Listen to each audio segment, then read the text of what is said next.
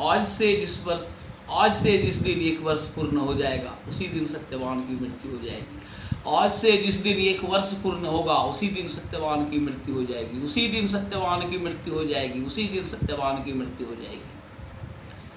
हे मृत्युपति, हे भगवान, अगर आप मुझसे प्रसन्न हैं तो इसी सत्यवान से प्रत्येक 5 वर्ष के अंतराल में मुझे 100 पुत्र प्राप्त हों भगवान। यह अजीबो गरीब एवं अचंभित कर देने वाली कथा वट सावित्री व्रत को करने वाली प्रत्येक महिला को सुननी ही चाहिए, तभी व्रत पूर्ण होता है। तो इस व्रत को करने के बाद कथा सुनने के लिए आपको कहीं जाने की आवश्यकता नहीं है। अपने घर में किसी कथावाचक को बुलाने की आवश्यकता नहीं है। मैं आचार्य मिथिलेश झा, ग्राम डुमरतर, थाना करौं, जिला देवघर, मैं आपको इस कथा को सुनाने जा रहा हूँ। मद्र देश के राजा अश्वपति अपुत्रक थे। उन्हें कोई संतान भी नहीं थी। उम्र ढल जाने के बाद उन्हें राज्य के वारिस के लिए बड़ी चिंता होने लगी। तब उन्होंने भगवान शिव की आराधना प्रारंभ कर दी। तुरंत प्रसन्न हो जाने वाले भगवान आशुतोष महादेव एवं पार्वती प्रकट हो गए उनके सामने और आशीर्वाद दिया कि उन्हें संतान की प्राप्ति होगी। 1 वर्ष के उपरांत राजा अश्वपति की रानी प्रियंवदा के गर्भ से एक तेजस्विनी कन्या ने जन्म लिया। पुत्र तो नहीं हुआ, लेकिन एक अपरूप अनुपम सुंदरी कन्या ने जन्म लिया और उसी कन्या का नाम सावित्री रखा गया। धीरे धीरे जब सावित्री विवाह योग्या हो गई तो उसके गुण, शील, संस्कार, संस्कृति, स्वभाव के अनुरूप वर प्राप्त करने के लिए राजा चिंतित रहने लगे। समग्र आर्यावर्त में उन्हें कहीं सावित्री के लायक वर दिख नहीं रहा था। अंततः एक योजना के अनुसार राजा ने एक अनुभवी मंत्री को साथ देकर अंगरक्षक सैनिकों की एक टुकड़ी के साथ सावित्री को आर्यावर्त भ्रमण के लिए भेज दिया। मनसा थी कि सावित्री को कहीं कोई लड़का पसंद आ जाए। विभिन्न राज्यों के नगर, गांव, कस्बा, राजधानी को भ्रमण करते हुए, लोगों से मिलते हुए सावित्री एक दिन तपोवन की ओर निकल पड़ी। तपोवन में उसने देखा कि एक परम सुंदर तेजस्वी युवक अपने अंधे माँ बाप की सेवा में लीन था। उस युवक की तेजस्विता, ओजस्विता, मधुरिमा, सेवा की भावना और सरलता को देखकर सावित्री मुग्ध हो गई और उसने उसी क्षण मन ही मन उस युवक को अपने पति के रूप में वरण कर लिया, जबकि उसके कुल खानदान का कोई पता सावित्री को नहीं था। लौटने के बाद अपने पिताश्री को अपनी यात्रा वृतांत सुनाने के क्रम में सावित्री ने बता दिया कि उसने तपोवन में एक युवक को पति के रूप में वरण कर लिया है। संयोग से देवर्षि नारद भी वहां उपस्थित थे। राजा के पूछने पर देवर्षि नारद ने बतलाया कि वह युवक शाल्व अवंती देश के राजा दुमत्सेन का पुत्र सत्यवान है। शत्रुओं ने राजा के राज्य को हड़प कर लिया है और वे अपनी पत्नी तन्मया एवं पुत्र सत्यवान के साथ वनवासी जीवन व्यतीत कर रहे हैं। लेकिन कठोर नियति है कि आज से जिस दिन 1 वर्ष पूर्ण होगा उसी दिन सत्यवान की मृत्यु हो जाएगी, यानी कि सत्यवान अल्पायु है। राजा विचलित हो गए। देवर्षि नारद ने एवं राजा अश्वपति ने सावित्री को बहुत समझाया कि वह सत्यवान से विवाह करने का विचार त्याग दे, लेकिन सावित्री टस से मस नहीं हुई। उन्होंने देवर्षि नारद को यह कहकर चुप करा दिया कि हे देवर्षि, अगर मेरे भाग्य में विधवा होने का योग है तो मैं कहीं शादी करूं, विधवा हो ही जाऊंगी, और अगर मेरे भाग्य में विधवा होने का योग नहीं है तो सत्यवान मर नहीं सकता। देवर्षि निरुत्तर हो गए। अंततः राजा अश्वपति ने सावित्री का विवाह तपोवन में सत्यवान के साथ कर दिया। राजकन्या सावित्री तपोवन में रहने लगी। उसके सेवा भावना से, उसके संस्कार से, कुल की मर्यादा एवं शीलता से सत्यवान के माता पिता एवं सत्यवान भी बहुत अधिक खुश थे।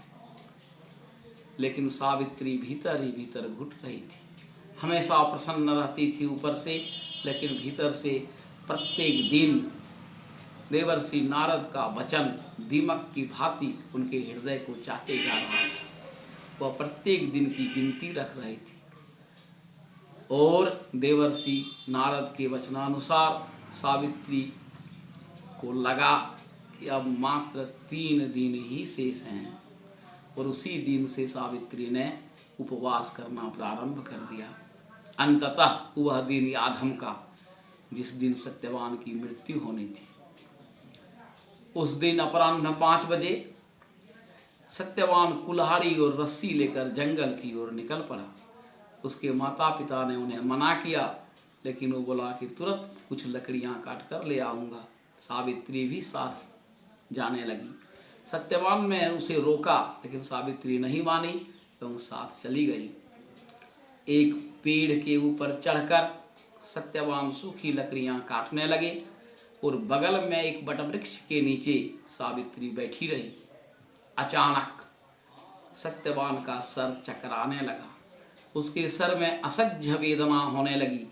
वह उतर गया और सावित्री को अपनी स्थिति के बारे में बतलाया। सावित्री समझ गई, बस अब नहीं, और सत्यवान के सर को अपने जंघे में रखकर उसी वटवृक्ष के नीचे वह बैठी रही। राजकुमार सत्यवान चेतना लुप्त हो गया। जमदूत आ गए, लेकिन सावित्री के परम सतीत्व तेज के कारण जमदूत उन्हें स्पर्श नहीं कर पाया। अंततः स्वयं जमराज आए।